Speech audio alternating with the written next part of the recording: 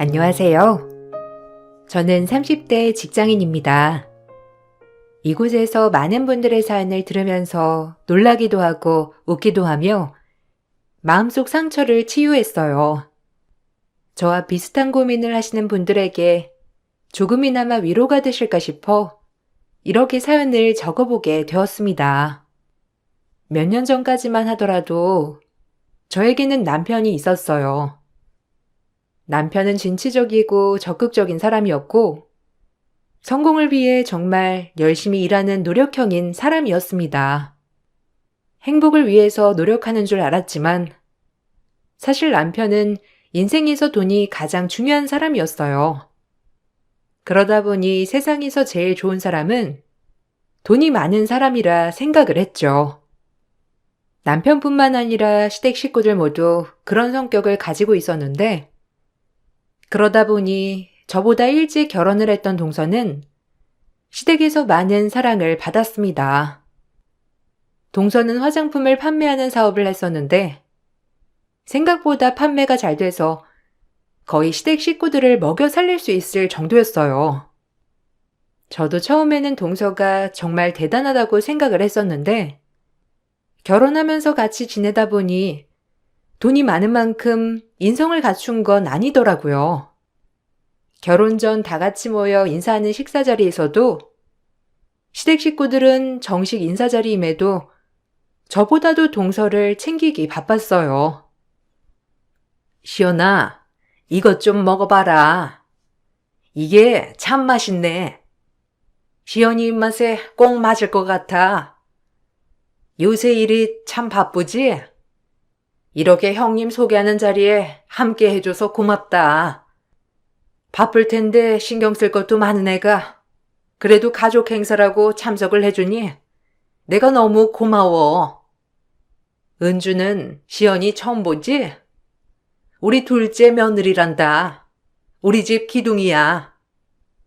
둘이서 사이좋게 잘 지냈으면 좋겠네. 은주는 형님이라고 형님 노릇하지 말고 시연이가 먼저 결혼했으니 잘 따라주었으면 좋겠다. 어머님도 참, 그래도 형님이시잖아요. 형님, 잘 부탁드려요. 그나저나 식사 자리 좋은 거 찾으셨으면 저한테라도 물어보시지.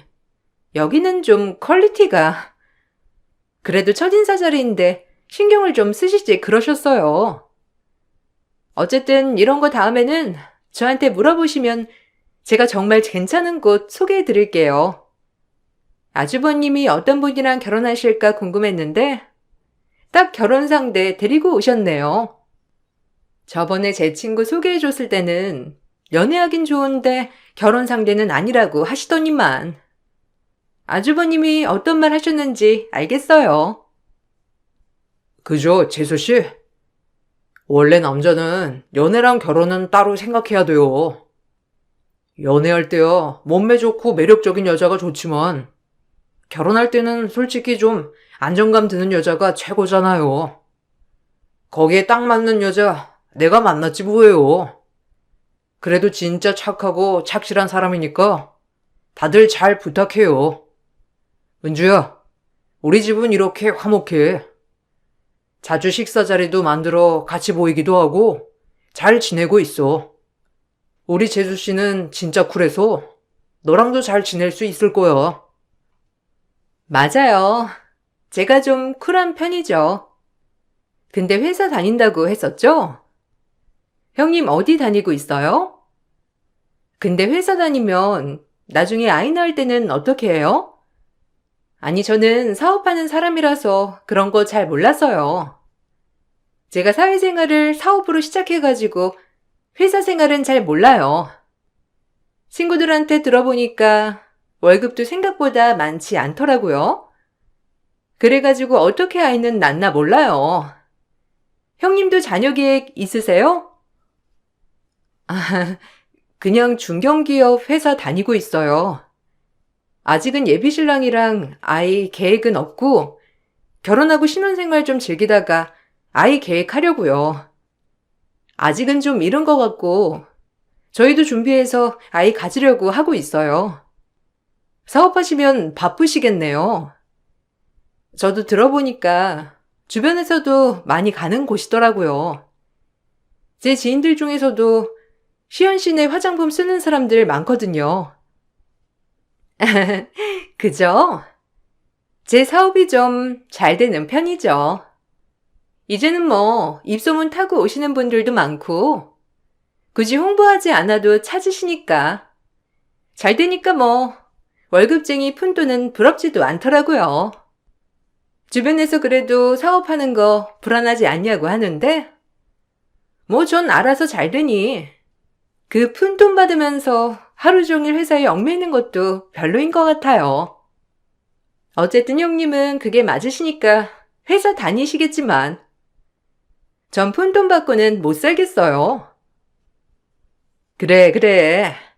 둘째는 배포가 큰 아이라서 큰 물에서 놀아야지. 작은 회사에서 널 어떻게 감당하겠니? 은주야, 우리 둘째가 말이다. 매달 나한테 용돈을 얼마나 많이 주는지 아니? 둘째 아들도 회사 다니다가 사업 잘 되니까 그만두게 해서 집안 살림만 하게 해줬지 않니? 얘가 우리 집에는 복덩이야. 우리 큰 며느리도 복덩이가 되어주면 좋겠네. 사업 부심으로 저를 깔아뭉개는 동서의 언행에 불쾌감을 느끼기도 했지만 그런 것을 제외하고는 시부모님께서도 저에게 어떠한 터치도 없으셨고 남편도 저에게 잘해주었기 때문에 결혼을 하게 되었어요. 결혼하고 나서도 종종 시댁 식구들과 만났지만 돈으로 사람을 무시하는 것을 제외하고는 시집살이가 없었죠. 그렇지만 점점 생활하면서 돈으로 사람을 무시하는 것이 심해지기 시작했는데 처음에는 동서가 절 무시했지만 점점 남편도 저와 동서를 비교하기 시작했죠. 당신 그거 들었어? 진우 차 바꿨다더라. 이번에 신형으로 나온 외제차 있지? 내가 그때 꼭 사고 싶다고 했던 거. 우리는 그거 한 달 내는 돈도 후들후들해서 구경도 못했는데 진우 이번에 그걸로 바꿨더라. 재수씨가 바꿔줬대. 그래도 밖에 나갈 때는 당당하게 나가라면서 재수씨가 그거 뽑아줬다고 하더라고. 와, 나 그거 듣고 얼마나 부러웠는지. 아이고, 우리 마누라는 언제 그런 차 나한테 뽑아주나? 그거 어차피 렌트라며. 그냥 동서가 돈 내주는 거지.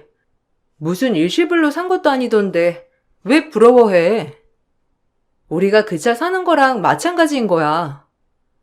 우리가 그 차 사도 일시불로 못 사고 할부로 매달 내야 하는 것처럼 동서네도 그 차 일시불로 산 게 아니라 매달 돈 내야 하는 거라고. 그게 부러워? 그리고 부러우면 나한테 사달라고 하는 게 아니라 당신 능력으로 사야지. 왜 나한테 그래? 아니, 걔는 마누라 잘 만나서 회사도 때려치우고 매일 집안 살림만 하고 있잖아. 솔직히 부러워서 그러지. 걔는 매일 일어나서 운동하고 쉬다가 저녁도 재수씨가 좋아하는 거 사 먹으러 가니 집에서 뭐 할 일이나 있겠어? 근데 남편 기 살려준다고 외제차도 턱턱 뽑아주지. 너무 부럽잖아. 재수씨 안 만났으면 그런 거 걔가 끌고 다닐 일이 있었겠어? 그냥 부러워서 그러는 거지. 그래, 동서 능력 좋은 거 인정해. 돈도 많이 번다며. 근데 그걸 나랑 비교하면 어떡해? 당신은 내가 다른 남편이랑 비교해서 말하면 기분 좋아? 기분 나쁠 거면서 왜 나랑 동서를 비교하는 거야? 그리고 나 결혼할 때 당신 차 바꿔줬잖아. 그거 일시불로 바꿔줬는데 뭐가 모자라서 그러는 건데? 제발 우리 남들 사는 거랑 비교하면서 살지 말자. 그렇게 하면 기분이 좋아져? 서로 기분 나쁘기만 하잖아. 난 국산 차였잖아. 동생은 외제차 몰고 다니는데 형이 창피하게 국산차 몰고 다니면 되겠어? 어쨌든 부럽다, 부러워. 난 그냥 부러워서 한 말이야. 당신 자격지심 있어? 재수씨가 더 잘 나가니까 당신 좀 자격지심 생기는 것 같다. 그러니까 재수씨한테 잘 보여. 혹시 몰라? 분점이라도 되면 당신한테 맡길지. 당신이 잘 보여가지고 분점 당신한테 주면 당신도 좋고 나도 좋고 다 좋은 거잖아. 남편은 은근히 저와 동서를 비교했는데, 물론 동서가 능력이 있고 돈을 잘 버는 건 알고 있었지만, 저도 제 일을 사랑하고 노력하고 열심히 살고 있었기 때문에 괜찮다고 생각을 했었거든요. 남편의 비교로 저는 제 자신이 너무나 작아지는 느낌을 받았고, 심지어 시댁에서도 항상 동서만 챙기는 느낌이었죠. 그러다 시모 생신이 다가오면서 백화점에 선물을 사러 갔다가 우연히 동서를 마주치게 되었는데, 역시나 동서는 저를 무시했습니다. 어머, 형님, 여기까진 어쩐 일이세요? 백화점에 뭐 사러 오셨어요? 여기 지금 행사도 안 하고 있어서 형님이 사시기에는 가격대가 좀 있을 텐데. 뭐 사시려고요? 혹시 어머님 생신 선물 사러 오신 거예요? 아우, 형님, 부담스러우셨나 보다.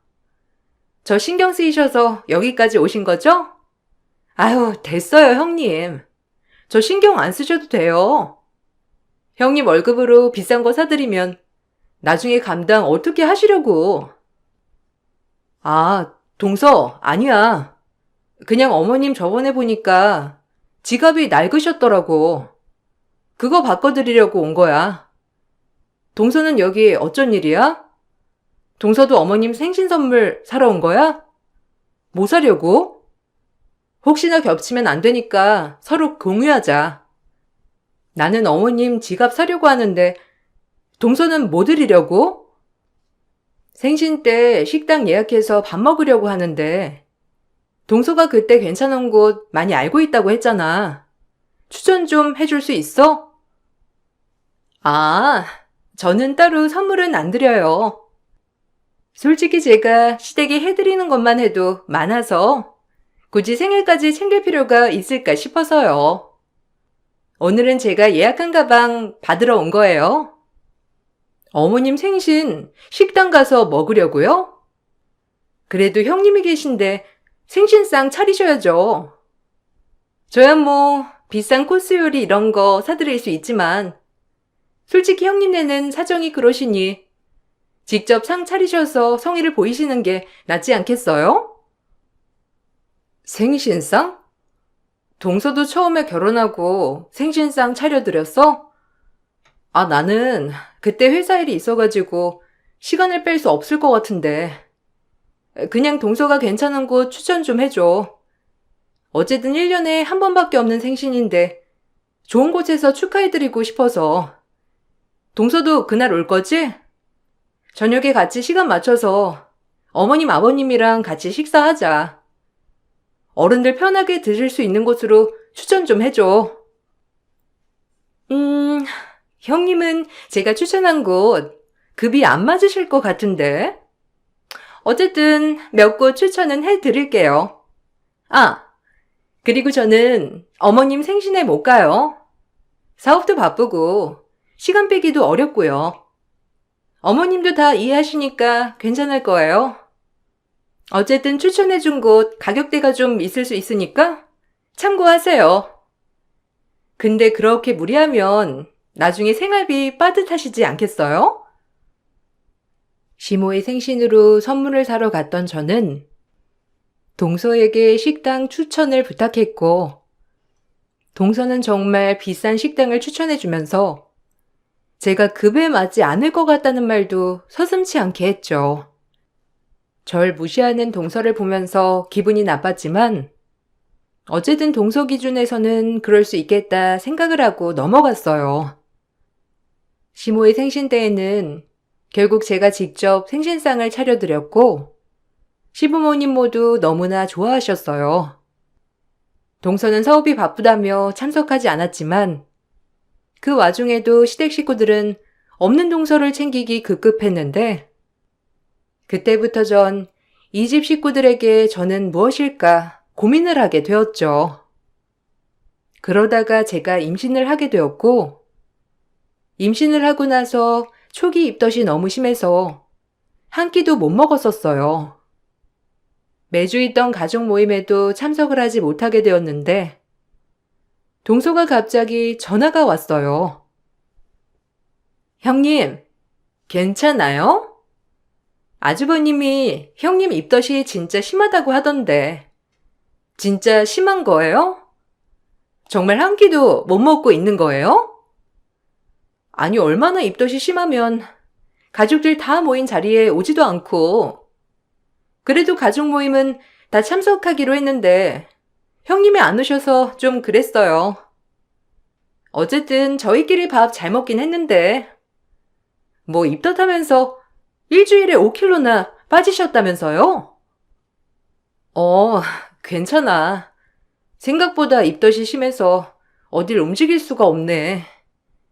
입덧하는 게 이렇게 힘든 건가 봐. 다음에 입덧 좀 나아지면 참석할게. 병원에서도 쉬어야 한다고 하고 시간 지나야 나아진다고 하더라고. 조금 더 지나면 입덧 괜찮아진다고 하는데 아직까지는 음식을 못 먹고 있어. 몸무게가 너무 빠져가지고 병원에서도 입원해야 된다고 하더라고. 에이, 형님. 제 주변에서도 임신해서 입덧 심한 사람들 있었는데 다 금방 괜찮아지던데요? 그냥 먹고 싶은 거 조금씩 먹고 그러면 그렇게 심하게 오진 않던데. 형님이 귀찮다고 안 챙겨 먹고 그래서 그런 거 아니에요? 입덧 그거 좀 정신력 아닌가? 정신력으로 버티고 그러면 입덧도 나아진다고 하던데. 형님이 그냥 입덧하는 핑계로 누워버린 거 아니에요? 저한테만 솔직히 말해봐요. 동서, 무슨 소리야? 나 진짜 힘 하나도 없고 지금도 누워있어. 물도 못 넘겨서 탈수까지 오기 직전인데 무슨 그런 소리를 해? 누가 정신력이라고 했어? 병원에서도 못 참겠으면 입원해서 있어도 된다고 할 정도인데 누가 정신력이라고 한 거야? 동서 그렇게 말하지 마. 나 좀 서운하려고 그래. 어쨌든 걱정해줘서 고마워. 다음에 입덧 좀 더 나아지면 연락할게. 형님, 삐지셨어요? 형님 아픈데 안 알아줘서 삐지신 거예요? 아휴, 임신하면 호르몬 때문에 기분도 왔다 갔다 한다더니만. 형님도 그러시는구나? 알겠어요. 제가 말 잘못했어요. 아주버님이 오셔가지고 형님 엄청 힘들어한다고 유난히시길래 얼마나 힘드셔서 그런가 궁금해서 전화해봤어요. 그래도 입덧하면 아이가 건강하게 있다는 거니까 몸 잘 챙기세요. 입덧으로 힘들어 몸져놓은 저에게 전화를 내 입덧은 정신력으로 극복할 수 있는 거라며 속을 뒤집는 말을 하는 동서를 보면서 전 너무나 화가 났어요. 그렇지만 싸울 힘도 없어서 그냥 피해버렸고 시간이 지나면서 입덧은 점점 나아지기 시작했어요. 처음에는 물도 넘어가지 않아서 몸무게가 빠질 정도였는데 조금씩 시간이 지나면서 음식도 먹을 수 있었고 기운을 차릴 수 있었답니다. 그렇게 되니 동서는 제 남편에게 관심 받으려고 일부러 입덧 연기한 거 아니냐며 말을 하기도 했더라고요. 동서가 그런 말을 한 것을 듣고선 전 너무나 황당하고 어이가 없었어요. 동서가 속으로는 나를 그렇게 생각하고 있었구나 생각하니 어이가 없더라고요. 더 어이없는 일은 제 입덧이 끝나고 얼마 지나지 않아 발생했는데 동서가 얼마 후에 임신을 하게 된 것이죠. 동서는 임신 초기부터 입덧으로 고생을 했고 동서가 입덧을 시작하자 온 시댁 식구들은 난리가 났습니다. 심지어 제가 입덧을 할 때는 어쩔 수 없는 거라며 대수롭지 않게 생각했던 남편 또한 동서 입덧에 동동거리기 시작했습니다. 당신, 그때 입덧할 때 뭐 먹으니까 좀 괜찮아졌지? 그때 무슨 사탕인가 뭐 먹으면 좀 낫다고 하지 않았나? 병원에서도 근데 시간 지나야 괜찮아진다고 했었나? 아, 그때 샀던 사탕 좀 남은 거 있어? 재수 씨가 이번에 입덧 때문에 엄청 고생하는 모양이더라고. 물도 못 마시고 매일 누워가지고 토만 하고 있으니까 가족들 다 걱정이 이만저만이 아니야. 아, 당신 웃긴다. 내가 입덧할 때는 자연스러운 거라고 어쩔 수 없다고 그냥 버티라고 했잖아. 그래 놓고서는 무슨 동서 입덧한다고 그렇게 동동거려? 동서한테도 가서 그냥 버텨야 한다고 말해줘. 입덧에 무슨 약이 있어. 그냥 시간 지나길 바라는 거지. 동서는 근데 왜 입덧했다고 누워있대? 나한테는 정신력이 약하니 어쩌니 하면서 못 버티는 게 웃기다고 했으면서. 당신 무슨 말을 그렇게 해? 몰랐으니까 그렇게 말한 거지. 생각보다 입덧이 심해서 그런 거야. 원래 재수 씨 엄청 강하고 잘 버티는데 진짜 입덧이 심하게 왔나 봐. 그래도 당신은 일어나서 화장실도 가고 그럴 수 있었잖아. 재수 씨는 일어나기도 힘든 모양이더라고. 사람마다 입덧 정도가 다른데 왜 당신은 당신 힘든 정도만 생각해가지고 그렇게 말을 해? 뭐? 와, 당신 진짜 개그 아니? 나 입덧할 때 병원에서도 이렇게 심하면 입원해야 된다고 말했을 때 당신이 됐다고 했잖아. 괜찮다고 집에서 쉬면서 있으면 괜찮아질 거라면서 그랬잖아. 병원에서도 내 입덧이 심한 케이스라고 했는데도 그렇게 무시했으면서 당신이 나보다 동서 상태가 심한지 안 심한지 어떻게 알아? 도련님한테 들어보니까 병원에서는 입덧하는 것 치고는 몸무게도 잘 늘고 있다고 그랬다면서. 아무것도 먹지 못하는 것도 아니던데 왜 그래? 아니, 당신은 같이 임신한 사람이면서 왜 임산부 마음을 몰라주는 거야? 당신 그렇게 마음 쓰면 안 돼. 뱃속 아이가 그거 다 듣고 느끼고 있는 거라고. 어쨌든 당신 입덧했을 때 괜찮았던 거 좀 말해줘. 가서 재수 씨 좀 사주게.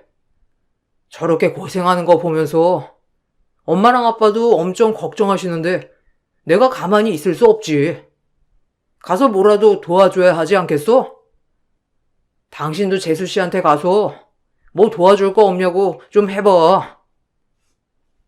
남편은 어이없게도 입덧을 하는 동서를 도와주라며 저에게 요구를 했고, 전 그런 남편의 행동이 이해가 되지 않았어요. 자기 자식을 품고 있는 저에게는 임신했다고 유난 떨면 안 된다면서 평소와 다름없이 대해놓고서는 동서가 임신을 하자마자 마치 귀한 아이를 품어 있는 것처럼 모시기 시작했거든요. 남편뿐만 아니라 시댁 식구들 모두 동서를 귀한 몸 모시듯이 모셨고, 그러면서 전 찬밥 신세가 되었습니다. 심지어 시모는 동서에게 매일매일 사고를 고아 가져다 주기도 했다는 걸 알게 되었고, 거기다가 시부는 매일 동서의 사업장으로 출퇴근까지 시켜주셨죠. 남편 또한 동서가 먹고 싶다는 음식을 여러 번 사주기도 했더라고요. 그런 와중에 저에게는 그 누구도 관심을 주지 않았고, 전 이런 상황이 서운하다며 남편에게 말을 했어요. 당신 좀 너무하다는 생각 안 해? 당신 자식 임신하고 있는 건 난데 왜 나는 찬밥 신세고 동서는 챙기는 건데? 아니, 나랑은 산부인과 한번 같이 안 가주면서 당신이 왜 도련님 대신 동서 데리고 병원에 갔다 오는 거야? 도대체 왜 나는 이렇게 뒷전인 거야? 나도 힘들어. 나도 임신하고 자꾸 땀나고 더워서 힘들고, 대중교통 타고 출퇴근하는 것도 지치고, 일하고 들어와서 집안일 하나부터 열까지 다 해야 하는 것도 힘들다고. 난 왜 안 도와주는 거야? 아휴, 당신이 애야? 애도 아니고 스스로 할 수 있는 거잖아. 그리고 재수 씨는 당신보다 어리고 사업하느라 원래 생활 패턴도 일정치 않은데 임신까지 하니까 힘들어서 그냥 도와주는 거야. 당신은 아침에 나가서 저녁에 들어오고 맨날 똑같잖아. 그렇다고 당신이 회사에서 스트레스 받는 일이 뭐가 있어? 당신 회사에서도 당신 임신했다면서 많이 배려해 준다며. 그 정도면 당신 변한 거 아니야? 아니, 나도 임신했잖아. 회사에서 배려해주는 건 회사에서 해주는 거지만, 정작 날 챙겨야 하는 건 당신 아니야? 솔직히 당신 임신하고 나서 날 챙긴 적도 없고, 회식이란 회식은 다 다니고, 뭐 먹고 싶다고 하면 임신해서 배 나온 여자들 보기 싫다면서 식단 관리하라고 잔소리나 했지. 동서처럼 뭐 사다 준 적이나 있어?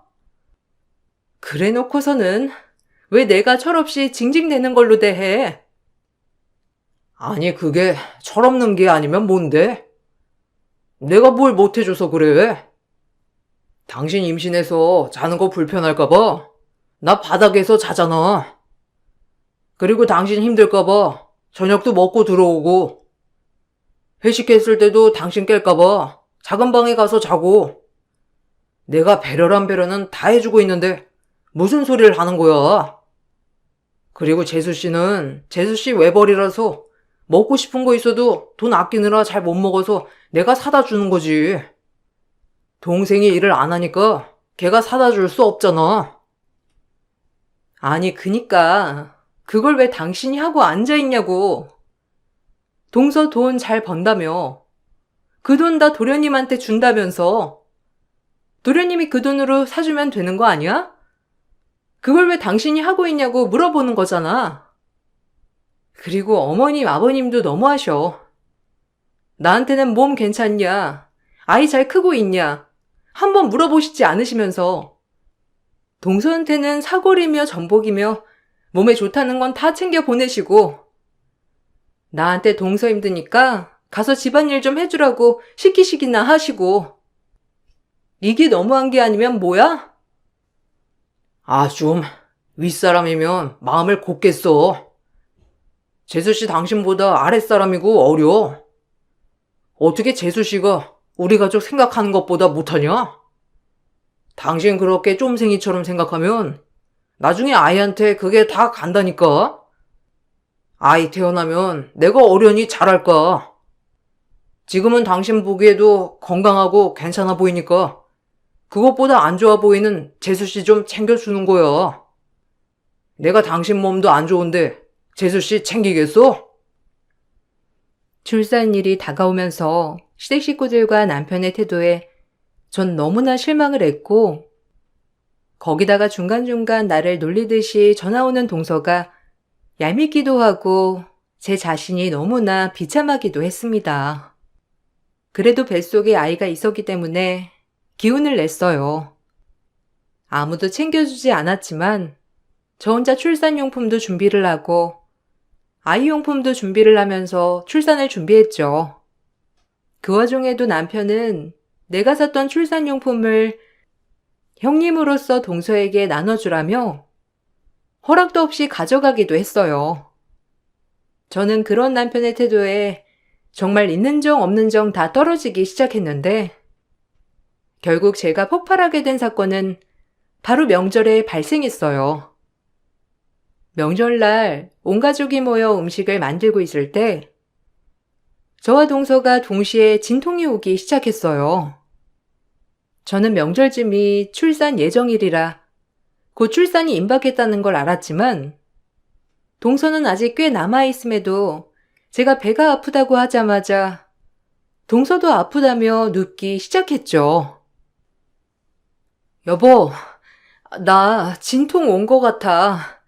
아까부터 배가 슬슬 아팠는데 지금은 간격이 10분도 안 돼. 병원에 전화해보니까 지금 바로 병원에 오라고 하는데 우리 가자. 일단 나 먼저 병원에 내려주고 출산 준비해야 한다고 하면 집에 가서 짐 좀 챙겨서 와줘. 내가 다 준비해놔서 아이 방에 놓아놨거든? 그거 그대로 가지고 오면 돼. 뭐해? 얼른 갈 준비해. 뭔 소리야? 병원을 지금 왜 가? 너 지금 이 상황 안 보여? 재수 씨 지금 배 아파가지고 바닥 뒹굴뒹굴 구르고 있잖아. 너 그거 가진통이야. 저번에도 배 아프다고 해서 병원 갔더니만 가진통이었잖아. 너는 좀 이상한 거에 꽂혀가지고 말하더라. 네가 보기에도 재수 씨가 더 아픈 거 같지 않아? 그리고 너까지 가면 저는 누가 붙여? 너 깨병 부리지 말고 여기서 전 붙이고 있어. 나 재수 씨 데리고 병원 금방 갔다 올 테니까. 아니, 당신이 왜 가? 도련님도 계시잖아. 당신은 나랑 같이 병원에 가자. 나 진짜 지금 장난 아니야. 배가 슬슬 더 많이 아파져. 오늘은 진짠 것 같아. 진짜 저번이랑 비교 안 되게 아프다고. 우리 출산 예정일도 내일이잖아. 진통 맞는 것 같으니까 동서는 도련님이랑 가라고 하고 당신은 나랑 병원 가자. 병원에서도 지금 바로 오라고 했다니까? 아이, 너 그거 진통 아니라고. 저번에도 진짜 아프다면서 간 거 잊었어? 괜히 재수 씨 아프다고 하니까 당신 오버하는 거잖아. 됐어. 그냥 여기 있어. 조금 있으면 또 괜찮아질 거야. 당신 또 재수 씨한테 자격지심 있어가지고 그러는 거야? 정 아프거들랑 택시 불러서 가봐. 어차피 가봤자 아이 오늘 안 나와. 재수 씨 조기 진통 있었다고 하는데 이 상황에서 어떻게 동생이 운전하냐? 그냥 알아서 가. 남편은 정말 아프다고 눈물까지 흘리면서 말하는 저를 내팽개치고는 동서를 데리고 병원으로 향했어요. 온 시댁 식구들이 다 같이 동서 병원으로 가는 바람에 시댁에는 덩그러니 저만 남게 되었습니다. 그런데 시간이 지날수록 배는 점점 더 아파오고 참을 수 없는 지경까지 오게 되었고 결국 전 구급차를 불러서 병원으로 향하게 되었어요.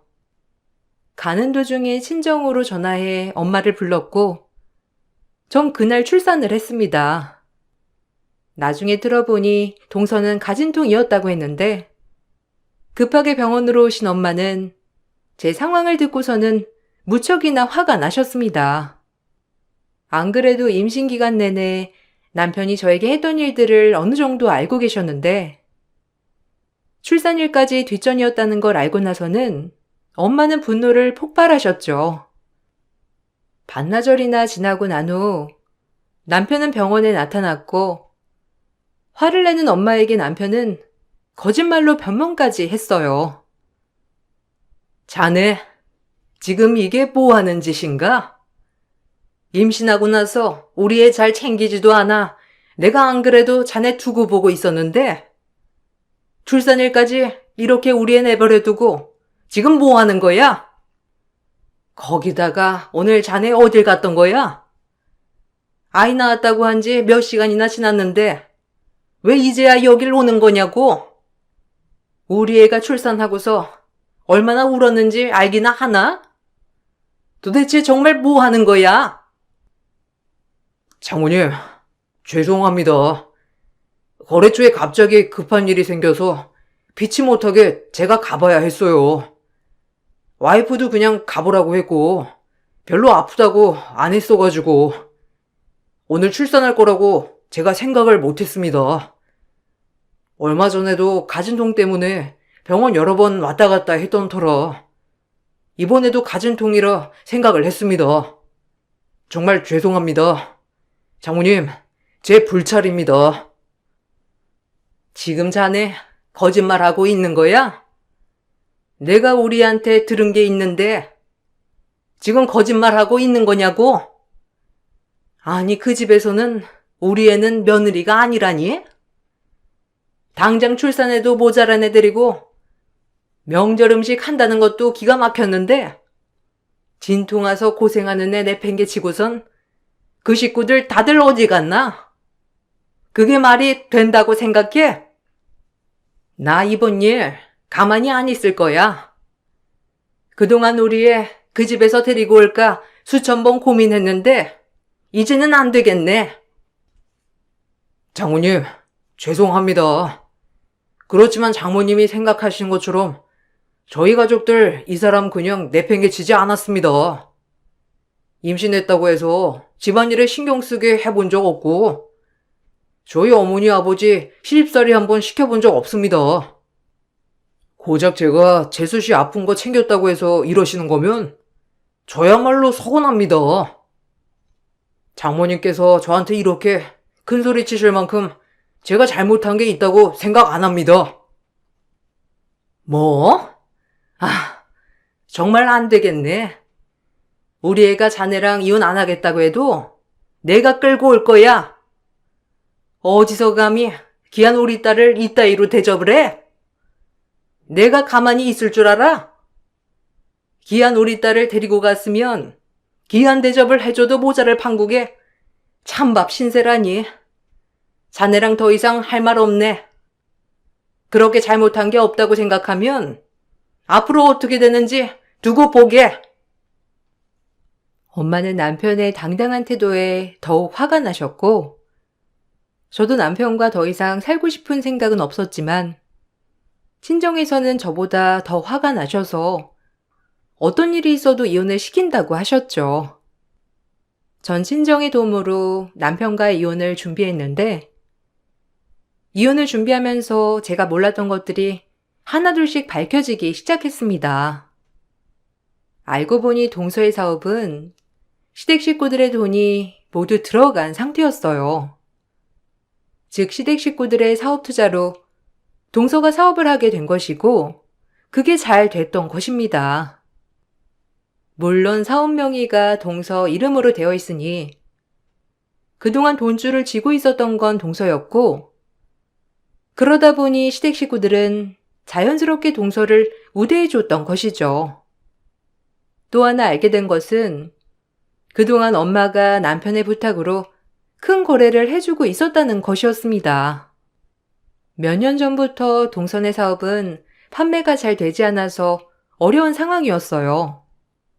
연애를 할 때부터 남편은 저 몰래 따로 엄마를 만났고 동서가 팔고 있는 화장품을 소개해주면서 엄마는 아는 지인분과 연결을 해주며 거래를 체결시켜주기도 하셨어요. 그러면서 동서의 사업은 점점 더 발전해 갔던 것이었습니다. 엄마는 남편의 사업이라고 생각해 연결을 해준 것이었지만 나중에 그것이 동서의 사업이라는 걸 알고 나서는 크게 분노하셨고 그 후 엄마는 거래를 모두 끊으면서 그 소문을 들은 다른 거래처도 거래를 중단했어요. 그러면서 동서의 사업은 위기를 맞게 되었고 그동안 모은 돈 없이 펑펑 쓰던 동서는 지출을 모두 감당하지 못하면서 결국 제가 이혼하기 전에 동서 사업은 파산을 하게 되었어요. 시댁 식구들의 투자금도 모두 날리게 되었는데 그 상황까지 되어서야 남편은 저에게 미안하다며 사과를 하더라고요. 여보, 내가 미안해. 사실 우리 집 식구들이 다 재수 씨 사업에 투자를 한 상태라서 그 돈 다시 돌려받으려면 재수 씨한테 잘해줄 수밖에 없었어. 정말로 당신보다 재수 씨가 소중해서 했던 행동은 아니야. 당신한테 정말 미안하게 생각해. 나한테 한 번만 기회를 줘. 나 진짜 정신 차렸어. 나한테 정말 중요한 게 뭔지 알게 됐어. 이혼만 제발 하지 말고 나한테 기회 한 번만 줘. 당신은 고작 몇 천만 원에 나랑 자식을 버렸어. 투자한 돈이 귀중했으면 동서한테도 잘해주지만 나한테도 잘해줄 수 있었잖아. 근데 당신은 나한테 한번 잘해준 적 없었어. 난 항상 뒷전이었고 날 생각하는 사람 한 명도 없었지. 내 앞에서 동서가 날 무시했을 때도 그 누구 하나 말리거나 화내준 적도 없어. 오히려 서운해하는 나를 속 좁은 사람으로 만들었지. 그런 짓을 해놓고서는 어떻게 한 번만 더 기회를 달라는 뻔뻔한 말을 해? 아, 미안해. 내가 입이 10개라도 할 말이 없어. 나중에 투자금 다 받고 돈 많이 벌게 되면 당신이 그때는 좋아해 줄 거라 생각했어. 근데 재수 씨 사업이 별로 좋지 않았고, 거기다가 사업이 잘 될 때는 재수 씨가 돈을 주지 않아서 돈을 받으려면 잘해줄 수밖에 없었어. 우리 가족들 다 마찬가지였어. 내가 정말 미안해. 앞으로 정말 잘할게. 아니, 앞으로 기회는 없어. 당신이랑 나랑은 앞으로가 이제는 없어. 이젠 우린 남이야. 어쩔 수 없이 아이가 있어서 당신이랑 완전히 끊을 수 없다는 게 너무나 이통한데, 아이가 있을 뿐이지 당신은 이제 나랑 아무 상관없는 사람이야. 이혼 합의 안 해주면 소송할 거야. 당신 나 몰래 시댁 식구들한테 대출받아서 돈 빌려줬던 거, 위급한 상황에 날 챙기지 않고 방임했던 거, 그거 다 이혼 청구할 수 있다더라. 끝까지 이혼 합의 안 해주면 소송할 거니까 그렇게 알아. 남편과의 이혼을 준비하면서 그동안 남편은 시댁 식구들에게 대출을 받아 돈을 빌려줬다는 사실을 알게 되었어요. 이 모든 사실들을 종합해 저는 남편에게 이혼을 청구했고, 그렇게 전 남편에게 위자료를 받고 헤어지게 되었어요. 매달 양육비를 받으면서 지금은 친정에서 아이와 함께 지내고 있죠. 남편은 매일매일 집에 찾아와서 미안하다며 사과를 하고 있지만 엄마가 그때마다 소금을 뿌려 쫓아내고 있습니다. 동서는 제가 출산하고 난 후 몇 달 후에 출산을 했는데, 산정검사할 때는 정상이었는데 아이가 하필 다운 증후군으로 태어나서 엄청나게 고생하고 있다고 하더라고요. 밤낮으로 울어대는 통에 살고 있는 집에서도 항의 전화가 와 이사를 가야 했다고 해요. 거기다가 명절날 전 구급차를 타고 산부인과에 갔지만 남편은 동서를 데리고 산부인과에 갔던 게 동네에 소문이 나면서 동서 자식이 우리 남편 자식이 아니냐는 소문도 나버렸더라고요. 결국 시댁 식구들은 이 소문에 모두 다 뿔뿔이 흩어져 이사를 갔습니다. 벌써 이혼을 한 지 2년이 지나갔고, 남편은 계속해서 사과를 하며 합치기를 원하지만 저는 절대로 그럴 생각이 없어요. 워낙 임신했을 때 스트레스를 많이 받아 아이가 예민하면 어쩌지 걱정을 했지만, 걱정과 달리 아이는 너무나 순하고 착하게 잘 크고 있답니다. 앞으로는 저와 아이를 위해서 행복하게 잘 살아보려고요. 제 긴 사연을 들어주셔서 감사합니다. 여러분들도 늘 자신을 소중하게 여겨주는 사람들과 행복하시길 바랄게요. 안녕하세요. 저는 최근에 너무 황당하고 충격적인 경험을 하게 돼서 사연을 신청하게 된 경기도 화성에 살고 있는 30대 여자입니다.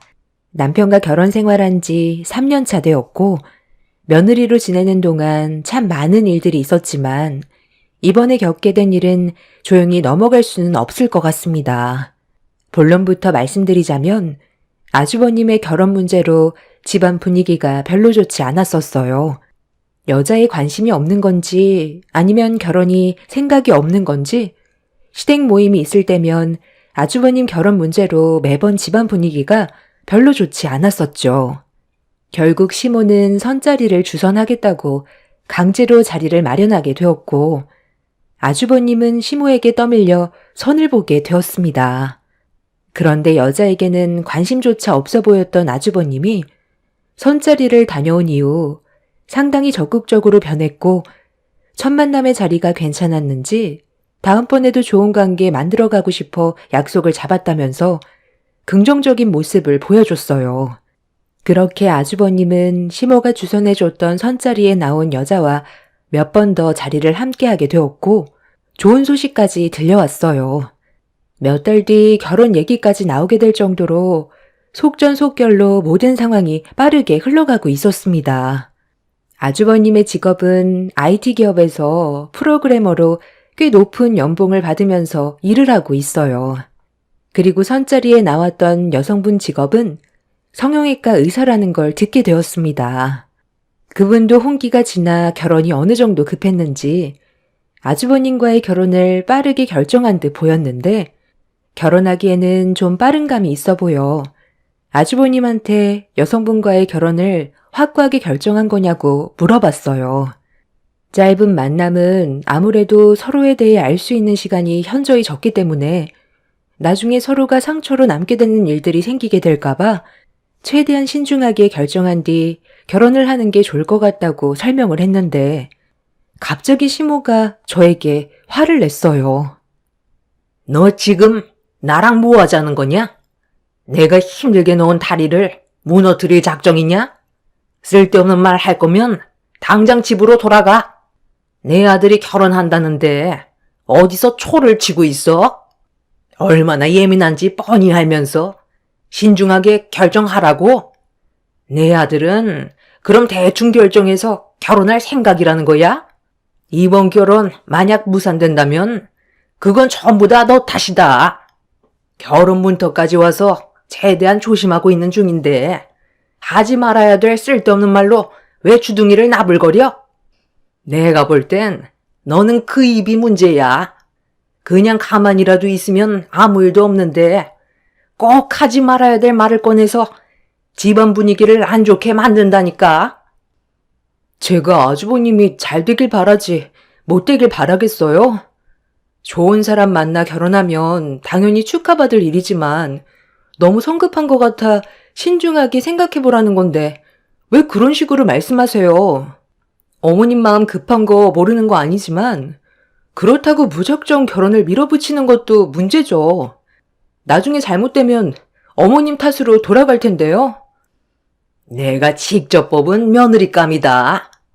신중하고 또 신중하게 결정한 건데 네가 그런 말 하면 내 기분이 어떨 것 같아? 꼴도 보기 싫으니까 그만 돌아가라. 이 사람이 걱정돼서 하는 말인데 왜 그래요?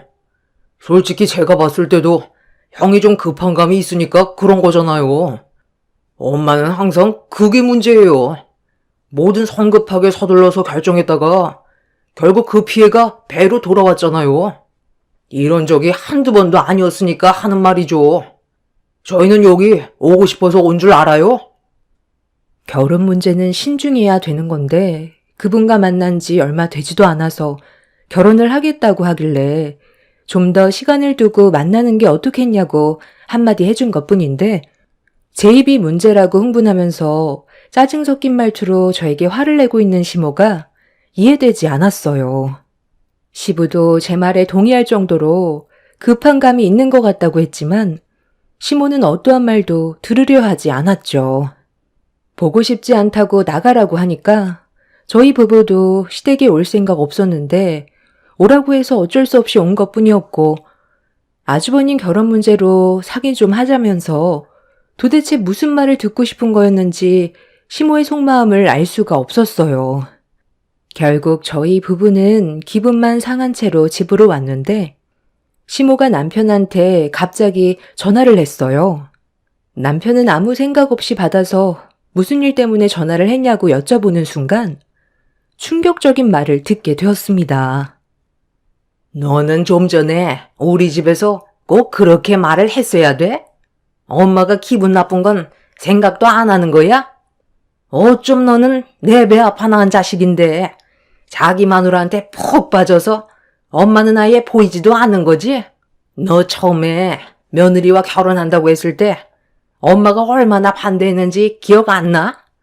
내세울 것도 없는 집안가 장가 가겠다고 했을 때 엄마 속 뒤집어지는 줄 알았어. 거지 같은 집안 잘난 것 하나 없어서 결혼할 때 결혼식도 엄마가 원하는 대로 할 수 없었을 때 얼마나 화가 많이 났었는데 그런 거 다 참으면서 겨우 힘들게 결혼시켰는데 며느리라곤 자기 할 말 또박또박 하면서 시애미를 개똥으로 알고 있는데 내 속이 안 뒤집어지겠어? 좀 전에도 그래. 결혼식을 언제 하면 좋을지 그런 걸 상의하고 있었는데 갑자기 옆에서 좀 더 신중하는 게 좋지 않겠냐는 그딴 말을 입 밖으로 뱉으면 내 기분이 안 상하겠어? 할 말이 있고 하지 말아야 될 말이 있는 건데 걔는 그런 것도 구분 못한다니? 엄마는 저희를 왜 부른 거예요? 형의 결혼식을 언제 올리면 좋을지 그거 물어보려고 부른 거예요? 형이 어떤 생각을 가지고 있는지, 선자리에서 만난 여성분에 대한 마음이 진심인지 그런 걸 대화하려고 저희를 부른 거 아니었어요? 그리고 이 사람이 의견 낼 수도 있는 거죠. 아버지도 한 계절은 만나보는 게 좋지 않겠냐고 말씀하셨잖아요. 다들 그렇게 생각하고 있는데 왜 엄마만 마음이 삐뚤어져서 화를 낸 건지 이해를 하지 못하겠어요. 그냥 저희한테 물어볼 생각하지 말고 알아서 하세요. 이럴 거면 뭐하러 불러서 상처를 주는 건데요. 엄마가 이런 식으로 행동할 때마다 너무 창피해서 차라리 얼굴 안 보고 싶어요. 그래, 나도 너 보고 싶지 않다. 네 마누라랑 평생 지지고 볶고 잘 살아라. 힘들게 배 아파 낳아줬더니 엄마 편은 한 번도 들어주지 않고 너만 잘났지? 남편과 시모의 감정은 상당히 격양돼서 안 좋은 분위기로 이어졌고 남편의 입에서 그냥 영 끊고 살자는 말까지 나오게 되었습니다. 제가 뱉은 한마디가 모자지간 영까지 끊을 정도로 잘못된 건지 이해할 수가 없었어요. 남편은 흥분한 목소리로 시모와 한바탕 안 좋은 대화를 주고받다가 끊어버렸고 그날 이후 더 이상 시모에게 어떠한 연락도 오지 않았습니다. 남편은 전화가 와도 절대로 받지 말라면서 시모에게 서운함을 느끼고 있었어요. 이런 적이 한두 번은 아니었습니다. 시모의 섣부른 결정과 행동 때문에 여러 번 피해를 본 적이 있었는데 예전에 한 번은 시모가 갑자기 잘 타고 있던 차를 바꾸겠다며 새 차를 구매한 지 얼마 되지 않아 중고차로 팔아버리고 다른 차를 중고차로 구매한 적이 있었어요. 저희 가족이 몇 번이나 말렸었지만 시모는 본인이 원하는 건 무조건 해야지만 직성이 풀리는 성격이라 뜯어 말려도 가족들 말은 전혀 귀담아 듣지 않았습니다. 결국 새 차를 처분하고 중고차를 구매하게 되었는데 그 차가 신차로 구매하려면 대기 시간이 최소 1년은 기다려야 받을 수 있었던 상황이라 마음이 급한 시모는 중고차를 팔고 웃돈을 더 줘서 중고 외제차를 구매했어요. 거기까지는 문제가 되지 않았지만 차량을 구매한 지 일주일 정도 왔을 때부터 문제가 하나둘 터지기 시작했습니다. 시모가 바꾼 중고차가 갑자기 도로 한복판에서 멈췄었다며 시부에게 전화가 왔었고 이 소식을 듣게 된 남편은 어떤 상황인지 알 수가 없었기 때문에 보험사를 불러 처리를 도왔어요. 그렇게 시모의 차는 수리센터에 들어가게 되었는데 수리기사님이 꺼낸 한마디는 저희 가족 모두에게 엄청난 충격을 안겨줬었죠. 시모가 웃돈 주고 구매한 외제차는 바로 침수차였어요. 남편과 함께 직접 가서 확인을 해보니 뜯어냈던 차량 내부가 전부 말라 비틀어진 진흙투성이었고 차량을 판매한 딜러한테 그 자리에서 전화를 했는데 이미 잠적을 한 건지 핸드폰 전원이 꺼져 있는 상태였습니다. 시모가 저지른 일을 남편이 뒤처리하느라 진땀을 뺐었고 환불을 안 해주려던 중고차 매장에 법적 소송을 걸어 오랜 시간 끝에 차량을 구매했던 전체적인 금액과 저희 가족이 받은 피해에 대한 정신적인 손해배상까지 겨우 받아낼 수 있었어요. 이뿐만이 아니라 시모의 기가 너무 얇아서 잘 속는 편이라 시부가 힘들게 벌어온 돈을 시모가 너무 생각 없이 써버리는 바람에 시부모님의 관계에도 심각해질 만큼 안 좋아진 적이 있었는데, 다른 건 몰라도 이건 아주버님의 인생이 달린 문제인데, 시모는 또다시 신중하게 생각을 하기보단 무조건 자기 생각이 맞다면서 밀어붙이려 하길래 더 이상은 말릴 수도 없어 결국 가족 모두 포기하게 되었습니다. 아주버님은 시모의 말대로 결혼식 준비를 위해 박차를 가했고, 그렇게 어느 정도 시간이 지나는 동안 연락이 없었던 시모가 이번엔 저에게 전화를 했어요. 남편과 저녁을 먹고 있을 때 전화를 해서 당황했던 저는 입에 있던 음식을 다 씹고 전화를 받으려고 했는데 전화가 끊어져 버렸어요. 그리고 남편에게 다시 전화를 했길래 남편이 한숨을 쉬면서 통화 버튼을 눌렀는데 시모가 갑자기 버럭 화를 냈어요. 제가 전화를 바로 받지 않는다는 게 문제였죠. 남편은 시모의 그런 행동을 이해하지 못하겠다는 표정을 지어 보이면서 통화를 끊어버렸어요. 전화를 받을지 말지 정말 고민 많이 하고 받은 건데 화부터 내는 시모의 목소리에 더는 기대도 하지 않는다며 계속해서 저와 남편의 핸드폰에 번갈아 전화하는 시모의 전화번호를 보더니 핸드폰 전원을 꺼버렸습니다. 그런데 몇 시간 뒤 시모가 저희 집에 찾아올 거라곤 예상하지는 못했는데 얼굴을 붉히면서 현관문을 강하게 두드렸어요. 짜증이 올라온 남편은 현관문을 열면서 시모에게 도대체 왜 그러냐고 소리를 질렀고 시모는 그런 남편의 모습을 보곤 뺨에 손을 올려버렸습니다. 너무 순식간에 일어난 일이라 남편은 피할 겨를도 없이 시모의 손을 피하지 못했어요. 그 광경을 보게 되었던 저는 입을 다물지 못했고 눈앞에 펼쳐진 엄청난 일은 남편은 결국 폭발하게 만들었습니다. 그동안 남편을 알고 지내면서 그렇게까지 화가 난 모습은 처음이었어요. 도대체 무슨 이유 때문에 전화해서 집에까지 찾아와 남편의 뺨에 손을 올렸는지 이해할 수가 없었어요. 시모는 아무리 모자지간이라도 엄마한테 버릇없이 행동하면 매가 정답이라면서 남편에게 실을 수 없는 상처를 줬어요. 남편과 저는 너무 큰 충격을 받아 할 말을 잃었는데 시모가 저에게 용건만 간단히 하겠다면서 돌아오는 주말에 새 며느리와 저녁 식사가 준비되어 있는데 그때 제가 옆에서 좀 도와줘야 할 것 같다면서 약속 장소로 나오라는 명령을 했어요.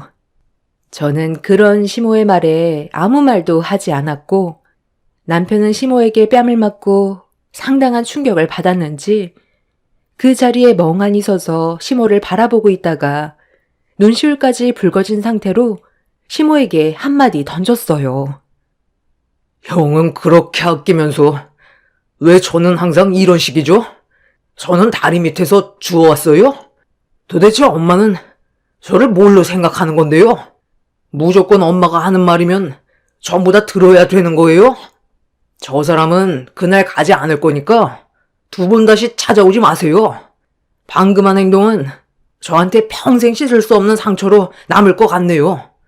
한 번만 더 제 앞에 나타나면 그땐 저도 더 이상 저를 낳아준 엄마라고 참지 않을 거니까 각오하세요. 다시는 우리 집에 얼씬도 하지 마요. 네가 오지 말라고 하면 내가 안아야 되는 거니? 어디서 지금 엄마한테 큰 소리야? 가만히 있으니까 엄마가 만만해 보여? 자식이 아무리 컸어도 잘못한 게 있다면 매타작을 해서라도 바로 잡아야 되는 거다. 네가 아직 정신을 못 차렸구나? 너 형은 좋은 직장 들어가서 연봉도 1억이 훨씬 넘는데 너는 손바닥보다 작은 회사에 다니면서 겨우 벌어먹고 사는 주제에 어디서 엄마한테 큰 소리야?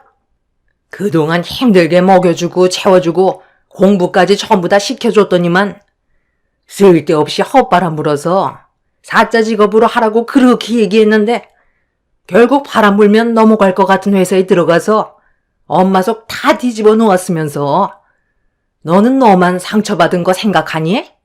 내가 지금 필요한 건 네가 아니라 뒤에 있는 며느리다. 네가 내 옆에서 수발 좀 들어야 하니까 무조건 이번 주 주말에 나와라. 시모는 무작정 저희 집으로 찾아와 행패 부린 것도 모자라 남편의 얼굴에 손까지 올리는 충격적인 행동을 저질러 버렸어요. 저는 너무 놀라 당황스러워하고 있는데 시모는 그 자리에서 저에게 약속 장소가 적힌 문자를 전송한 뒤 남편한테 온갖 막말을 퍼부어댄 뒤 집으로 돌아갔습니다. 저는 시모의 말을 듣고 싶지도 않았는데 남편은 저에게 약속 장소로 나가라는 말을 꺼냈어요. 지금 시모의 상태는 아무도 말릴 수가 없다며 집에까지 찾아온 걸 보면 단단히 화가 많이 난 것 같다고 저한테까지 피해가 갈 수 있기 때문에 무조건 약속 장소로 나가서 아주버님과 결혼할 상대 배우자가 어떤 사람인지도 확인해 보라는 말을 끝으로 방으로 들어가 버렸어요. 시모가 집에까지 직접 찾아온 걸 보면 마음이 많이 급한 건 알겠는데 그렇다고 남편의 뺨에 손을 올린 건 아무리 생각을 해봐도 이해를 할 수가 없었어요. 그렇게 주말이 오기 전까지 한참 동안 고민을 하다가 남편이 말한 것도 있고 아주버님과 결혼을 예정 중이었던 예비 형님이 어떤 사람인지 두 눈으로 확인해 보기 위해 시모가 문자로 전송해 두었던 약속 장소로 결국 나가게 되었습니다. 내키지 않았지만 일단 안 좋은 상황을 더 크게 만들고 싶지가 않았어요. 그렇게 식당에 도착을 하니 시모가 자리에 앉아 있었고 예비 형님은 아직 도착을 하지 않았는지 시모는 저보고 빨리 오라며 다급하게 손짓을 하고 있었습니다. 예, 내가 지금 급하게 화장실을 가봐야 하니까 이 가방 좀 잘 지키고 있어라. 여기 가방 안에 정말 중요한 물건이 들어있거든. 열어볼 생각하지 말고 그냥 가지고만 있어. 새 예비 며느리가 올지도 모르니까 자리 이탈하지 말고 그대로 앉아 있어라. 오늘따라 긴장해서 그런가? 아, 왜 이렇게 배가 아픈지 모르겠다. 시모는 가방을 저에게 건네준 뒤 급하게 화장실로 뛰어갔어요.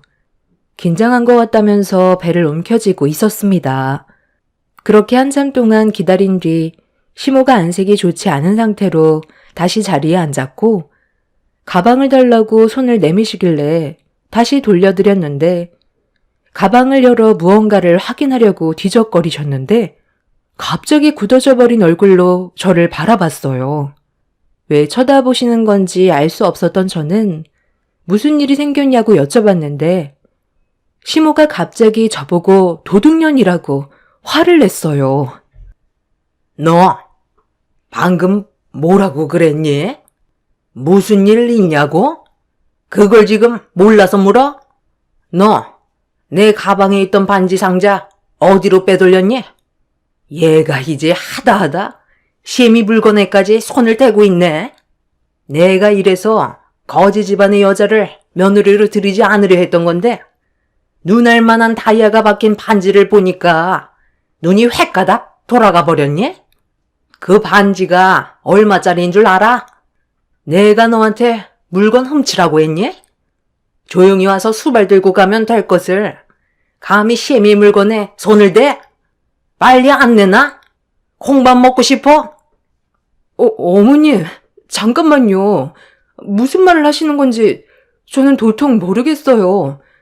너무 흥분하지 마시고 일단 진정부터 하고 차근차근 말씀하세요. 저는 가방 열어본 적도 없다고요. 그런데 가방 안에 멀쩡히 들어있던 다이아 반지가 어디로 사라져? 그게 얼마짜리인 줄 알아? 5kg짜리 다이아 반지야. 내가 현금으로 3억을 주고 예전에 구매한 거라고. 오늘 우리 새며느리한테 선물로 주려고 가지고 왔는데 너한테 가방을 건네주기 전까지 내가 분명 확인했었는데 화장실 다녀오자마자 가방 속에 있던 내 다이아 반지가 사라졌잖아. 여기 식당 CCTV 돌려보면 바로 확인할 수 있는데도 너는 끝까지 셰미한테 거짓말 하는 거니? 시모의 일방적인 오해에 당황한 저는 압박을 가하며 다가오는 시모 때문에 뒷걸음질 치고 있는데 그런 저를 보며 어딜 도망가려 하냐면서 옆 테이블 손님상에 저를 강하게 밀쳐버렸어요. 식당은 순식간에 아수라장이 되어버렸는데 식당 문을 열고 들어온 아주버님이 저와 시모가 서로 엉켜져 있는 모습을 보곤 급하게 달려와 저와 시모를 떨어뜨려 놨는데 시모가 아주버님한테 제가 3억짜리 다이아 반지를 훔쳐가서 돌려주지 않는다고 저를 도둑으로 몰고 갔어요. 그런데 그 순간 아주버님이 오늘이 얼마나 중요한 날인 줄 아냐며 이제 곧 결혼을 약속한 여성분이 도착을 하는데 힘들게 성사된 결혼 망칠 일 있냐면서 아주버님이 흥분해서는 제 머리를 잡아 손님상에 그대로 매다 꽂아 버렸어요. 시모는 도적놈의 집안 가만두면 안 된다고 그 자리에서 바로 경찰서에 전화를 걸더니 3억 다이아를 도둑 맞았다고 서둘러 식당으로 와달라며 상황을 점점 더 악화시켰어요. 그렇게 두 모자에게 이리저리 휘둘리면서 저는 아니라고 목소리를 높여 비명을 질렀지만 제 말은 이미 두 모자의 귀에 들어가지 않았습니다. 그렇게 바닥으로 세차게 내동댕이 쳐진 저는 눈물을 흘리면서 억울해하고 있었는데 그 순간 생전 처음 본 한 여성분이 저에게 뛰어오면서 두 팔 벌려 다가와 저를 보호해 줬어요. 그리곤 아주버님한테 뭐 하는 짓이냐고 소리를 질렀습니다. 예비 며느라, 말리지 마라. 지금 어떤 상황인지 몰라서 그래. 제가 너한테 선물로 줄 3억짜리 다이아 반지를 내가 화장실 다녀온 사이 훔쳐갔다니까. 이분이 아니라고 하잖아요. 일방적으로 몰아가기보다 일단 대화로 풀어나갈 수도 있는 거 아니에요? 아무리 가져갔어도 경찰까지 불렀으면 도로 내놨겠죠. 일단 CCTV부터 확인해보는 게 좋겠는데요? 아무리 아랫사람이라 해도 이런 식으로 몰아가는 건 정말 좋지 않은 행동인 것 같네요. 사장님, 일단 CCTV 확인해주세요. 확인할 게 뭐 있어? 어차피 범인은 정해져 있는데 CCTV 확인하면 빼도 박도 못하는 거지. 그럼 당장 확인해보자고. 사장님, 1시간 전부터 확인해주세요. 두 모자는 저를 노려보면서 CCTV가 녹화되어 있는 장소로 옮겨갔어요. 그렇게 1시간 전부터 녹화되어 있는 영상을 확인하게 되었고 시모가 혼자서 자리에 앉아 기다리고 있었는데 누군가에게 전화가 왔는지 가방을 뒤적거리다가 핸드폰 번호를 확인하고 급하게 전화를 받는 모습이 보였어요. 시모는 들고 있던 가방을 옆에 있던 의자에 올려놨었는데 잘못 올려놨는지 잠시 뒤 바닥으로 떨어졌고 전화 통화를 하면서 떨어진 가방을 주워들어 다시 제자리로 올려놓은 다음 통화가 끝나자마자 제가 식당으로 들어온 거였습니다. 시모는 화장실이 급하다면서 저에게 가방을 건네주었고 저는 시모가 자리로 돌아오기 전까지 가방을 한 번도 열어본 적 없이 그대로 그 자리에 가만히 앉아만 있었던 걸 두 모자가 두 눈으로 확인하게 되었네요. 시모와 아주버님은 CCTV에 녹화되어 있는 영상을 보더니 당황해하고 있는데 예비 형님이 저와 시모가 앉아있던 테이블로 걸어가더니 의자 밑을 살펴보기 시작했어요. 그리고 의자 밑에서 반지 상자를 주워들었고 시모는 예비 형님에게 급하게 달려가 어색한 미소로 떨어져 있었는지 전혀 몰랐었다며 반지 상자를 건네 받았어요. 아니라는데 일방적으로 범인으로 몰아가고 그것도 모자라 무력까지 행사한 건 정말 실망스럽네요. 오히려 저는 잘 된 것 같아요. 이런 집안인 걸 미리 알 수 있었으니 여기서 끝낼 수 있잖아요. 저기요, 방금 저 사람들이 한 행동에 대해 CCTV에 다 찍혀 있고 곧 경찰도 오니까 저 사람들한테 당했던 거 전부 다 얘기하세요. 그리고 저희 병원에 와서 검사 좀 받아요. 흉터 전문 병원이라 제가 진단서 떼줄게요. 저 사람들과는 연 끊고 살아야 그쪽이 피해를 안 보겠어요. 어쩜 둘 다 성격이 저리 거지 같은지. 제가 그동안 만나왔던 남자들 중에 제일 최악이네요. 결혼은 없었던 일로 할 거고, 이 여성분이 받은 피해에 대해서는 제가 법적 증인으로서 적극적으로 도와줄 겁니다. 아, 저기 경찰분들 오셨네. 저 사람들이 이 여성분을 일방적으로 오해하고 몰아가면서 무력까지 행사했네요. 두 모자는 저에게 급하게 달려와 좀 전에 있었던 상황에 대해 용서를 구했지만 일방적으로 당하기만 했던 저는 두 모자를 향한 분노를 억누르지 못했어요. 아주버님은 오해한 거에 대해 미안하다면서 가족끼리 그럴 수도 있는 거 아니냐며 좋게 풀자는 말을 입 밖으로 꺼내는 순간 아주버님의 거짓된 면상이 저를 더 욱하게 만들어 버렸어요. 저는 시모가 보는 앞에서 아주버님의 뺨에 수차례 손을 올렸고 제가 받은 상처에 대해서는 법적 소송을 진행할 거라고 두 모자에게 분노를 터뜨리게 되었습니다. 시모는 식당에서 난리친 거에 대해 영업 방해죄로 손해배상을 해주었고 이런 상황을 듣게 된 남편도 시모 아주버님을 절대로 용서할 수 없다면서 시댁에 가서 한바탕 난리를 쳤어요. 그리고 이런 상황을 옆에서 듣게 된 시부는 다이아 반지를 언제 사게 된 거냐고 시모에게 물어봤고 시모는 오래전에 산 거라 기억나지 않는데 시부가 사라고 해서 구매한 것뿐이라고 말을 버벅대기 시작했어요. 시부는 그런 말을 꺼낸 기억이 전혀 없다면서 정신 나가지 않는 이상 누가 3억 주고 반지를 사냐고 당장 처분하고 오라고 했는데 여기서 또 다른 문제가 생겨버렸습니다. 시모가 예전에 현금 3억으로 구매한 한정판 5캐럿짜리 다이아 반지가 충격적이게도 모조품이었다는 말을 듣게 되었고 품질 인증서 또한 가짜라는 걸 몇 년이 지난 뒤에야 알게 된 거였어요. 시모가 반지를 구매했던 곳은 이미 사라진 지 오래였고 시부 몰래 엄청난 일을 저질러 버리게 되자 시모는 그 자리에서 시부에게 무릎을 꿇었지만 이미 시부는 화가 머리끝까지 올라와 버린 상태였어요. 하루도 조용할 날이 없다면서 가족들 앞에서 시부는 시모를 강하게 내동댕이 치며 이혼 얘기를 꺼냈습니다. 그리고 아주버님이 저에게 무력을 행했던 부분에 대해서도 용서할 수 없다며 자식과 연을 끊고 살겠다면서 두 번 다시 시부 앞에 나타나지 말라고 집 밖으로 내쳐버렸어요. 그리고 시부의 재산은 전부 다 저희 부부에게 상속해 줄 거라면서 엄청난 결정을 내리셨습니다. 두 모자는 손이 발이 되도록 용서를 구했지만 달라지는 건 없었고 저희는 예정대로 법적 소송을 진행했고 그렇게 저에게 신체적, 정신적 피해에 대한 위자료를 물어주게 되었네요. 두 모자는 절대로 용서받기 힘든 일들을 저질러버려 더 이상 되돌릴 수 없는 상황까지 오게 되어 버렸습니다. 예전에도 그랬지만 시모의 성격이 언젠간 크게 터질 것 같았는데 이렇게까지 문제가 심각해질 거라곤 전혀 상상하지 못했어요.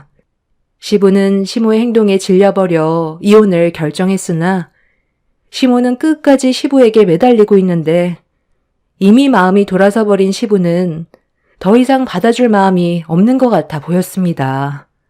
아주버님과 둘이서 알아서 살라며 그렇게 연을 끊어내어 버렸네요. 저희 집안이 못 산다고 의심부터 하는 시모의 모습이 너무 실망스러웠고 한술 더 떠서 상황을 더욱더 악화시킨 아주버님 때문에 평생 안 좋은 기억으로 머릿속에 자리 잡혔지만 그래도 이렇게 그 인간들과의 악연을 끝내게 돼서 다행이라고 생각합니다. 뒤늦게 알게 된 사실이지만 현재 임신 중이라 심적으로 안정을 찾고 있어요. 하마터면 임신 초기에 두 모자 덕에 유산까지 할 뻔했었네요. 앞으로 그 인간들과 두 번 다시 엮이지 않았으면 좋겠어요. 남은 인생 몇 달 뒤 태어나게 될 아이와 제 곁을 지켜주고 있는 남편과 행복하게 살아가고 싶어요. 제 사연 들어주신 분들 감사합니다. 안녕하세요. 저는 양평에 살고 있는 38살 여자입니다. 저는 얼마 전에 이혼한 시댁 식구들에 대해 이야기 좀 하려고 사연을 신청하게 되었습니다. 그 사람들은 자신의 잘못도 알지 못한 채 떵떵거리더니 결국 저희 아빠의 다리를 잡으며 오열을 하고 말았네요. 그 사람들은 벌을 받아야 마땅했기 때문에 아빠는 그날 시댁 식구들의 상견례장에 나타나셨고 결국 아수라장이 되면서 시댁 식구의 인생 또한 나락으로 떨어지게 되었습니다. 먼저 과거로 돌아가 남편과의 결혼 생활에 대해 먼저 얘기를 좀 해보면 그때 당시 아빠는 꽤 여러 지역에 사업을 확장하셔서 관리하는데도 정신이 없으셨고 그중 하나의 점포를 저희 남편에게 운영권을 넘겨주었습니다. 그때까지만 해도 남편은 일반 회사에서 착실하게 일을 하면서 저와의 결혼 생활을 유지하고 있었지만 마음속으로는 사업을 꿈꾸고 있었던 것 같아 보였어요. 같이 저녁을 먹거나 대화를 나누고 있으면 은연중에 아빠처럼 사업을 해보고 싶다며 저에게 툭툭 던지면서 무언가를 바라고 있는 듯 보였어요. 하지만 제가 뭘 어떻게 해줄 수 있는 위치도 아닐 뿐더러 저희에게는 그만한 자금도 없었기 때문에 회사에서 착실하게 벌어오는 돈으로도 충분하다며 지금 생활에 만족한다는 걸 얘기해 줬었어요. 하지만 아빠의 사업이 잘 되고 있는 걸 옆에서 지켜보고 있다 보니 본인도 사업을 하고 싶어 하는 욕망이 점점 더 커지면서 결국 주말에 친정집에 갔을 때 식사를 하던 도중 갑자기 남편이 돌발 행동을 하게 되었네요. 장인어른, 부탁드리겠습니다. 저한테 점포 하나만 내어주시면 안 될까요? 사업은 점점 확장되어 가고 있는데 관리할 사람은 모자라잖아요. 그 자리에 제가 들어가고 싶습니다. 그러니 이번에 새로 확장하려고 계획하시고 있는 지역에 제가 들어가서 관리할 수 있게 기회를 주시면 안 될까요? 저 정말 성공하고 싶어요.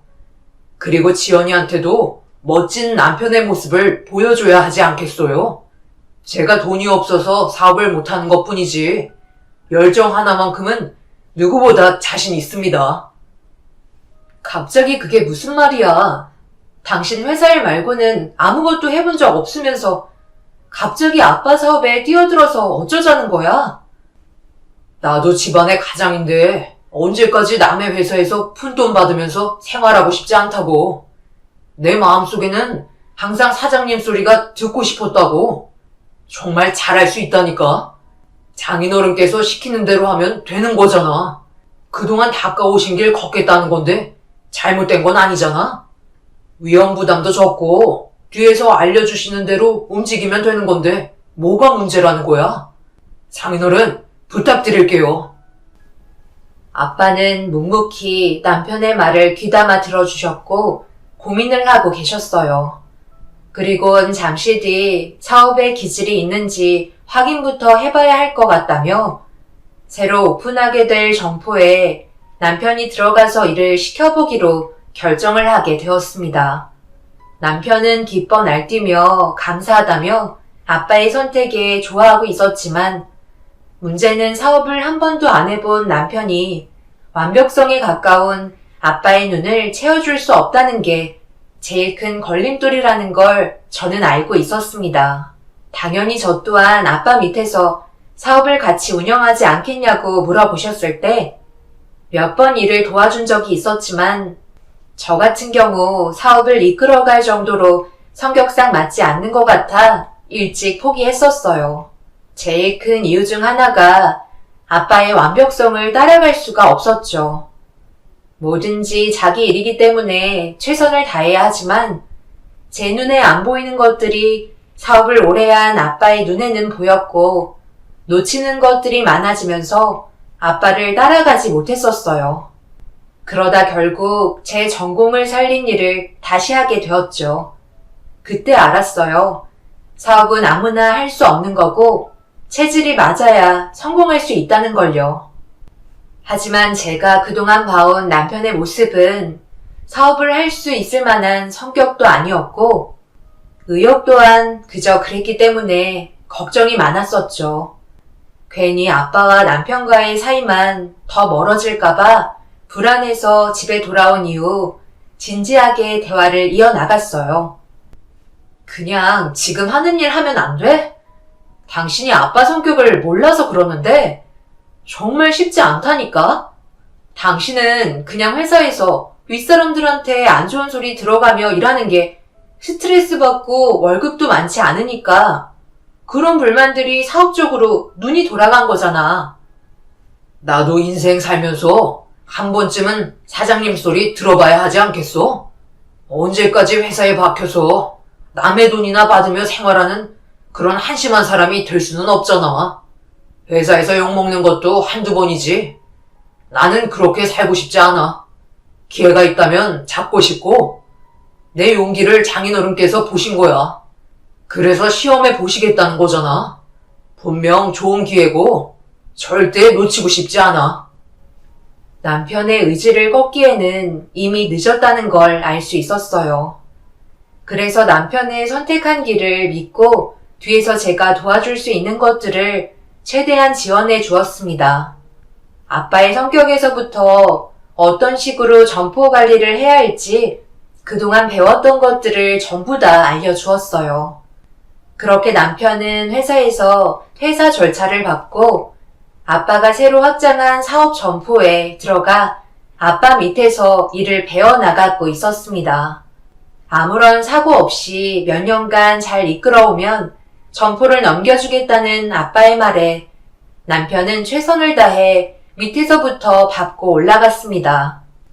자신의 점포가 될 수 있다는 희망 하나 가지고 최선을 다해가며 정말 내일처럼 열심히 하고 있는 남편의 또 다른 모습을 볼 수 있었고 두 번 다시 회사 생활을 하지 않겠다는 굳은 의지가 저에게도 느껴지고 있었어요.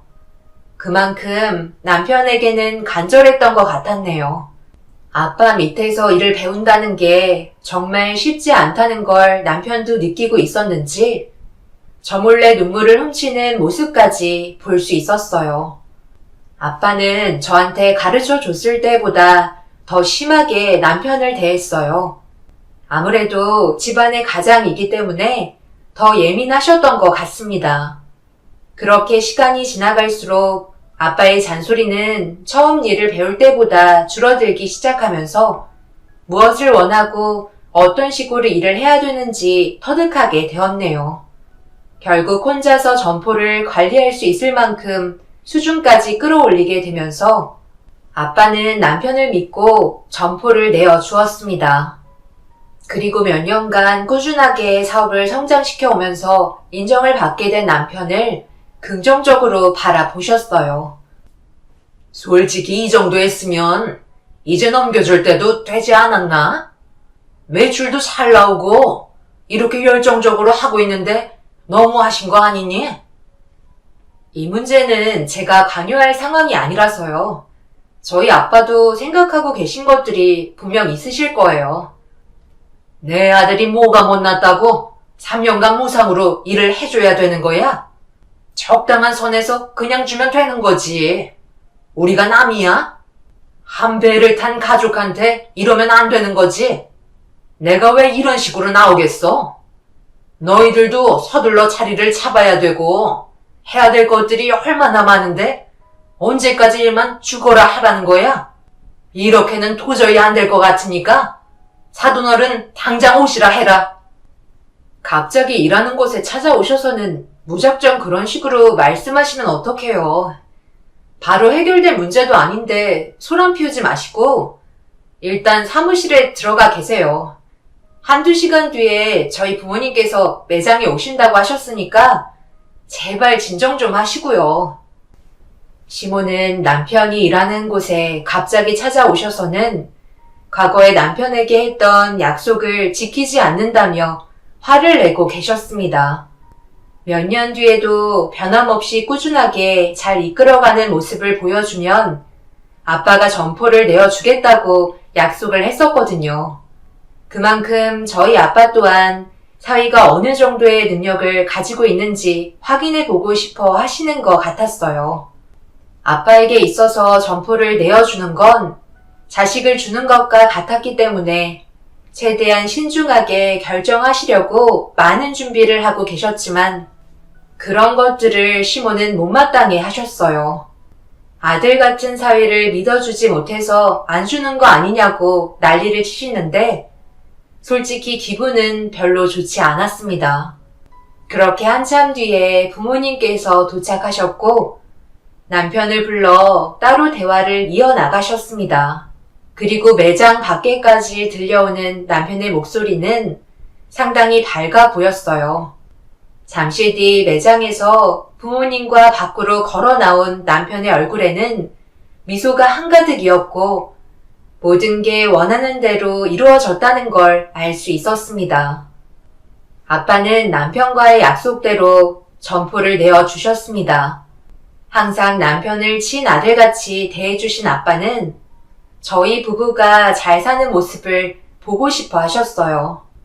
그래서 내린 결정이었고 자리를 잡은 만큼 저 또한 회사 일을 그만두고 남편 옆에서 일손을 거들어주길 원하셨습니다.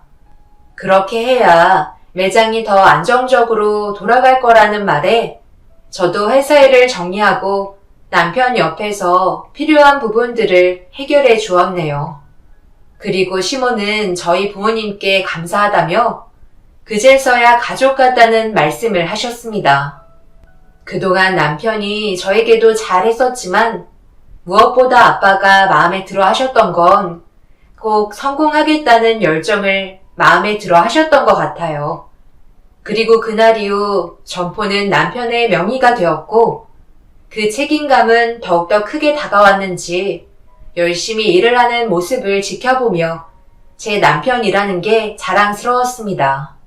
그런데 앞날이 행복할 것만 같았던 저희 가족에게 조금씩 문제가 보이기 시작했어요. 점포가 아빠의 명의로 되었을 때와 다르게 소유권이 남편의 명의로 바뀌면서 저를 대하는 행동들이 가끔 상처를 주었고 시몬은 날이 가면 갈수록 오히려 제가 짐이 된다며 안 좋은 말들을 늘어놓으셨네요. 계속 이런 식으로 할 거면 그냥 다시 회사로 출근해. 그냥 시간 때우려고 매장에 나오는 거야?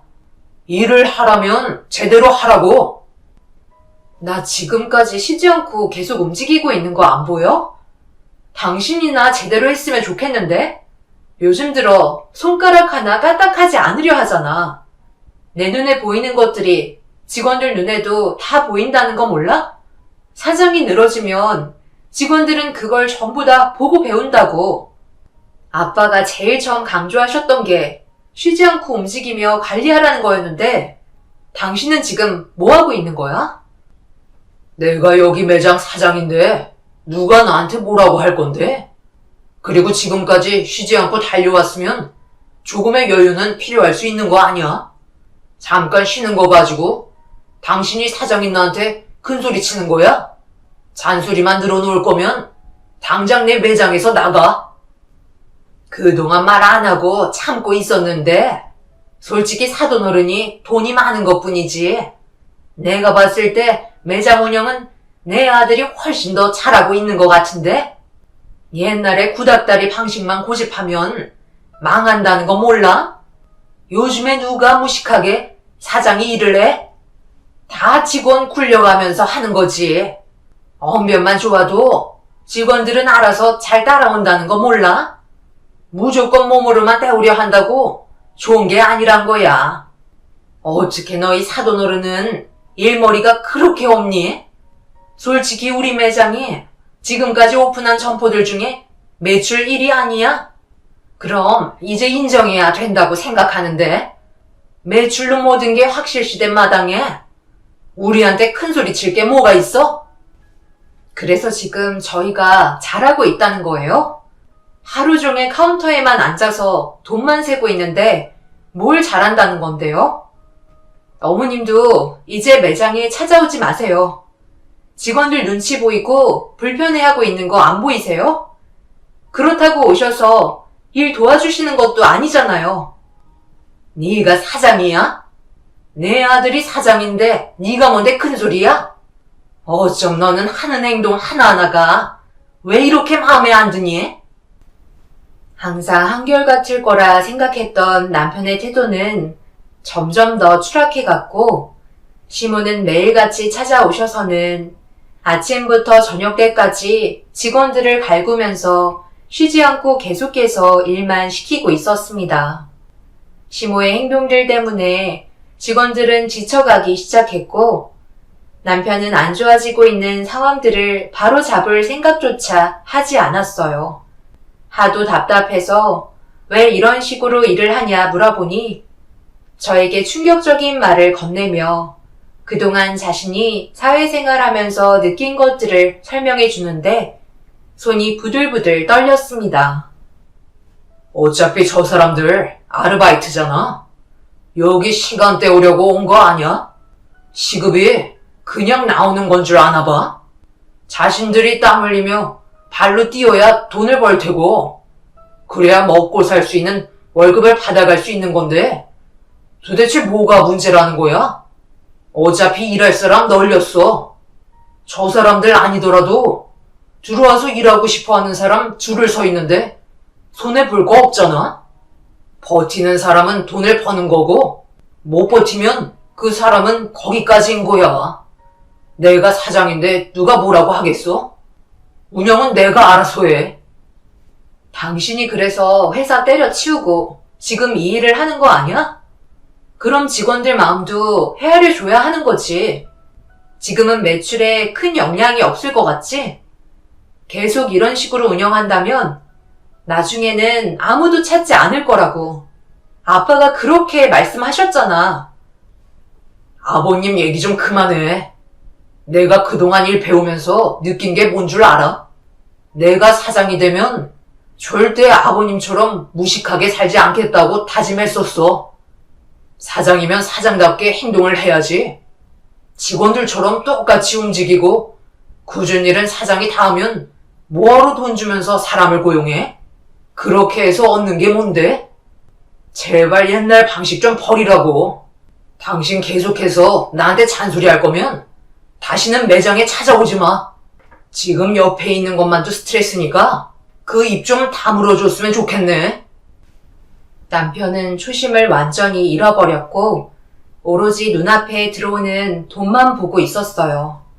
이러려고 아빠가 남편한테 매장을 넘겨준 게 아니었는데 순식간에 바뀐 두 얼굴에 어떻게 할지 몰라 당황스러웠고 결국 이 문제를 아빠에게 털어놓게 되었네요. 그리고 그동안 있었던 상황에 대해 전부 다 듣게 된 아빠는 한참 동안 많은 고민을 하시다가 어느 정도 예상한 결과라며 보통 사장이 되고 난 이후부터 본래의 성격이 나오기 마련이라면서 변함없는 모습을 보여주길 원했던 사이에게 많은 실망을 했다고 씁쓸한 표정을 지으셨네요. 저 또한 너무 많이 변해버린 남편에게 큰 실망을 하게 되었고 아빠와 많은 대화를 나눈 뒤 집으로 돌아와 남편에게 아빠와 만나서 대화를 주고받았다며 조만간 매장에 오신다고 얘기하니 신경 쓰지 않는다는 듯 제가 한 말을 그냥 흘려 넘겼습니다. 차라리 이럴 거면 그냥 예전처럼 회사에서 다시 일을 하는 게 어떻겠냐고 물어봤어요. 당신 정신 나갔어? 내가 그곳을 다시 들어가라고? 여기에 쏟은 내 열정과 시간들을 이제서야 보상을 받는데 뭐하러 그런 쓸데없는 짓을 하라는 거야? 당신이나 다니던 회사에 다시 취직해. 나는 사장의 위치에서 돈 맛보며 인생을 즐길 거니까. 결국 당신이 원하는 게 이런 삶이었던 거야? 직원들 막 부려가면서 말 함부로 하고 마음에 상처 주는 그런 사장을 하고 싶었던 거냐고. 정말 이런 말까지 안 하려 했는데 당신한테 너무 큰 실망을 해서 다시 예전으로 돌려놓고 싶을 정도야. 당신이 그렇게 하고 싶다고 얘기하면 내가 과거로 다시 돌아갈 것 같아? 그냥 내가 알아서 할 테니까 신경 끄시지. 계속 이런 식으로 날 힘들게 하면 우리의 앞날도 보장받을 수 없다는 거 알지? 당신이랑 함께 살기 힘들어진다는 말이야. 그렇게까지 되고 싶지 않으면 그냥 조용히 입 닫고 살아. 쓸데없이 장인어른한테 얘기해서 뭐 어쩌자는 건데? 제가 그동안 알고 지냈던 남편의 모습은 거짓이었고, 제 앞에 서 있는 남편이 진짜 모습인 걸 알 수 있었습니다. 대화 도중에 계속해서 저와의 인연을 끊어내고 싶다는 말을 반복하더니 끝내 이혼 얘기까지 나오게 되었어요.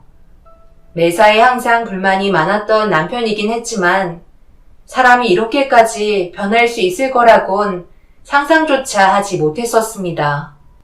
돈 앞에서는 평생 함께 하겠다고 약속한 배우자까지 내치려는 남편의 행동들이 저에게 많은 실망감을 안겨주었네요. 결국 남아있던 정까지 떨어질 정도로 남편은 아빠의 부탁을 거절했고 저와 이혼하게 되는 상황까지 오고야 말았습니다. 제 생각이 맞았다니까요. 아버님, 그렇게 되실 줄 알았어요. 사업은 아무나 하나요? 지금까지 버티신 것만도 저는 대단하다고 생각되는데요. 저도 사업을 한 지 몇 년밖에 안 되었지만 사람한테는 재능이라는 게 있는 거잖아요. 저는 사업에 타고났어요. 그만큼 운영 방식 또한 현재 시대에 맞게 잘 이끌어가고 있다고요. 아버님께서 이제는 저를 본받아야 하지 않겠어요? 그러기에는 너무 늦었을지도 모르겠네요. 직원들이 대화 나누는 거 들어보니까 소문이 사실인 것 같던데. 정말 다행인 게 저한테 매장을 넘기셨으니 그나마 점포 하나는 건질 수 있었던 거 아닙니까? 아버님 개털 되셨다면서요? 지금 줄줄이 쓰러져서 적잖은 곳 겨우 메꾸고 있다던데. 계속 버티셔봤자 쫄딱 망하실 텐데 더 힘들어지시기 전에 처분하시고 남은 돈으로 노후 자금에 쓰세요. 제가 일 배울 때 그렇게 뭐라고 하시더니 결국 이런 꼴이 되셨네요. 이래서 사람 앞날 아무도 모른다는 거죠. 항상 저에게 하셨던 그 말 평생 마음에 담아두고 살고 있습니다. 그럼 저는 바빠서 먼저 일어날 테니 살펴가세요. 자네 어떻게 나한테 그럴 수 있나? 내가 그동안 자네를 친아들처럼 생각하며 정말 잘해줬는데 도움을 주지 않겠다는 게인가? 그건 제가 여유 있을 때 도와드리는 거죠. 그럼 이 점포를 다시 장인어른께 돌려달라는 건가요? 제 손에 들어온 걸 왜 다시 드려야 하는 건데요?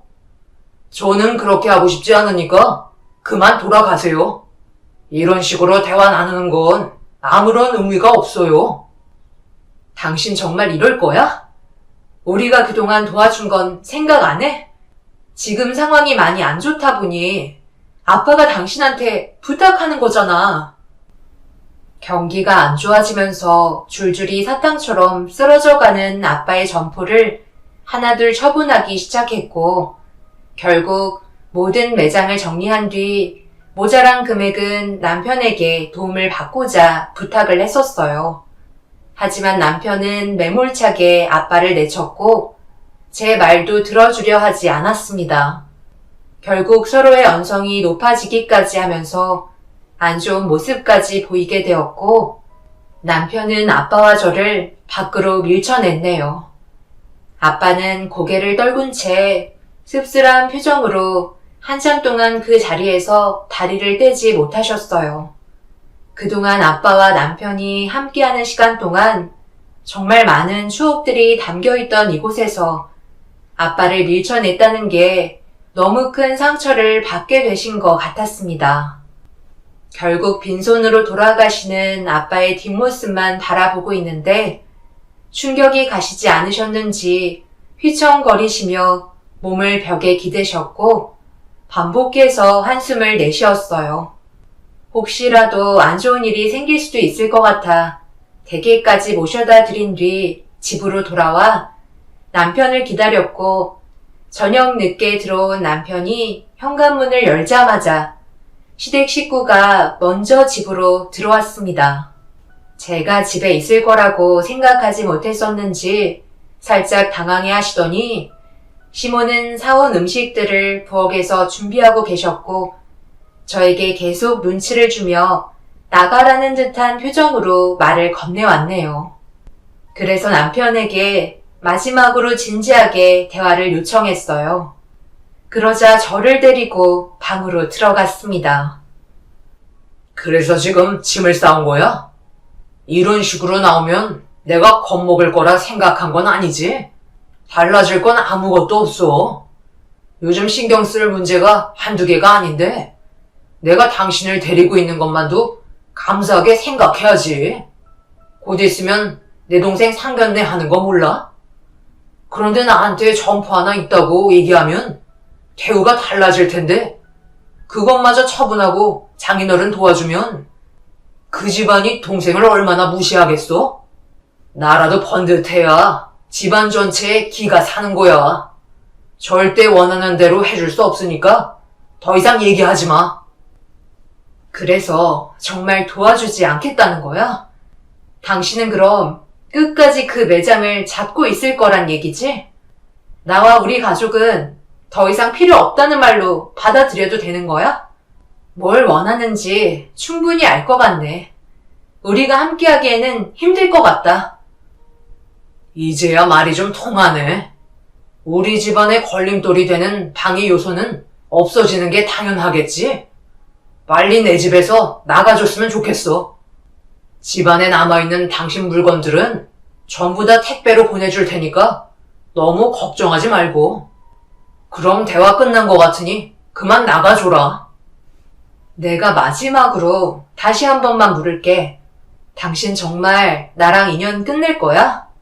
나는 지금 기회를 주고 있는 거야. 우리 집에 주저앉았다고 더 이상 볼 필요 없다는 거지? 그동안 함께한 세월보다 눈앞에 보이는 돈이 더 중요하다는 거야? 예, 너는 그만 좀 하지 못해? 내 아들이 싫다잖아. 무슨 말이 그리 많아? 힘들게 일하고 들어와서 이제 저녁 좀 먹으려는데 지금 뭐 하자는 거야? 당장 안 나가? 그냥 이혼하면 될 것을 왜 이리 질질 끌고 있어? 너희 집안이 망한 걸 왜 우리한테 그래? 아들, 빨리 밖으로 내쫓아버려라. 음식 준비 다 됐는데 전부 다 식어버리겠다. 제발 그 얼굴 좀 내 앞에 보이게 좀 하지 마라. 남편은 시모의 말을 듣곤 더는 듣기 싫다며 현관문을 활짝 열더니 저를 밖으로 밀쳐냈어요. 신발도 신지 못한 채 알발로 내쳐졌고 신발을 제 얼굴에 던진 뒤 캐리어까지 밖으로 밀어냈네요. 그리곤 문이 잠기는 소리를 끝으로 남편과의 인연을 끝내고 말았습니다. 사업을 배우면서 점포를 얻기 전까지 항상 밝은 모습으로 저를 따뜻하게 대해줬던 남편은 더 이상 없는 존재였어요. 제 앞에 있던 남편은 전혀 다른 사람이었습니다. 결국 이혼 서류에 도장을 찍은 뒤 남남이 되었고 저는 부모님의 일을 도우며 상처받았던 마음을 털어내려 노력했어요. 그렇게 정신없이 아빠의 계획을 따라 움직이면서 또 다른 준비를 하고 있었습니다. 그리고 저희 가족은 시동생의 상견례 장소로 걸음을 옮겼고 식당 안으로 들어가자 시댁 식구들의 웃음소리가 제 귓속에 들려오면서 아빠가 계획한 모든 것들이 펼쳐지기 시작했습니다. 끝까지 참았었고 몇 번이나 기회를 줬었지만 모든 걸 걷어차버린 시댁 식구들 앞에 아빠가 모습을 드러냈어요. 그리고 그 뒤로 제가 뒤따라 들어갔습니다. 저희가 갑자기 나타나자 어리둥절해하며 당황한 표정으로 멀뚱히 바라보고 있던 사이 저와 아빠는 시댁 식구들을 바라보며 입을 열었습니다. 음식은 입에 맞으신가요? 웃음소리가 밖에까지 들려와서 즐거운 시간 보내는 것 같아 서비스 차원에서 음식 몇 가지를 더 가지고 왔는데요. 이것도 입맛에 맞으셨으면 좋겠네요.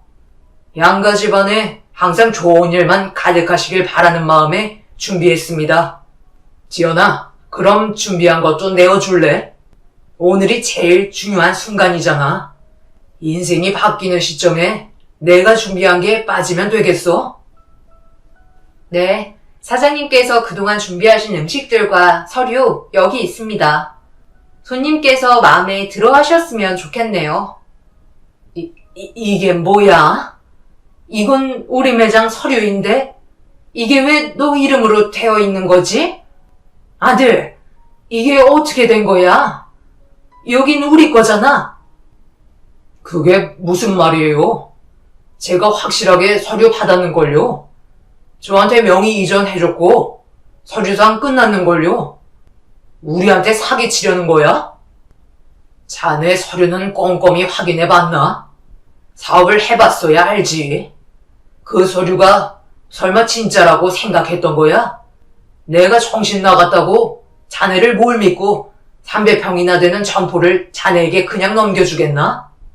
차라리 그럴 거면 내 딸에게 넘겨주지. 서류에 적힌 대로 그 점포는 내 딸의 명의로 되어 있는 게 확실하고, 자네가 가진 서류의 명의는 그저 아무짝에도 쓸모없는 종이 쪼가리밖에 안 된다네. 내가 얘기하지 않았나? 처음과 끝이 같아야 한다고. 그래서 혹시나 하는 마음에 자네에게 가짜 명의의 전서류로 계획을 꾸몄는데, 예상했던 대로 이런 부분에 조금이라도 관심이 있었다면 바로 알아봤겠지. 그런데 자네는 그냥 내가 건네준 서류만 보고 명의가 바뀐 걸로 알고 있었잖아.